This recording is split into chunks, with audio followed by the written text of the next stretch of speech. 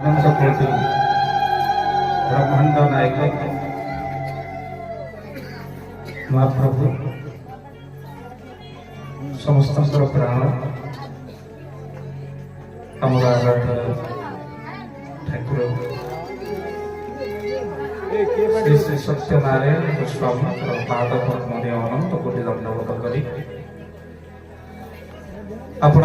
कथा शुणा पूर्व मोर प्रातस्मरणीय गुरुदेव प्रेमाचार्य बाबा मधुसूदन श्री चरणार तले अनंत कोटि दंडवत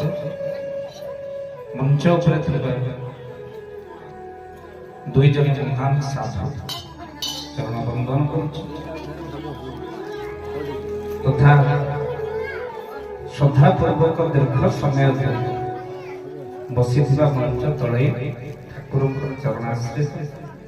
समस्त नारायण एवं भगवान को अनंत कोटि प्रणाम कर समस्त प्रणाम विशेष भाव अनेक थर आमर अभि भाई जे कि फोन जोगे जोगाजोग बाबा जाने आसी पहुँचे आम टे आग को बाट बावला पड़ जाइए तथा मनुष्य जो बाट बावला हुए ठाकुर बाट देखा निश्चित भाव आम आसी यथा समय दर्शन में आसे पहुंची जाइए कथा आलोचना करिबा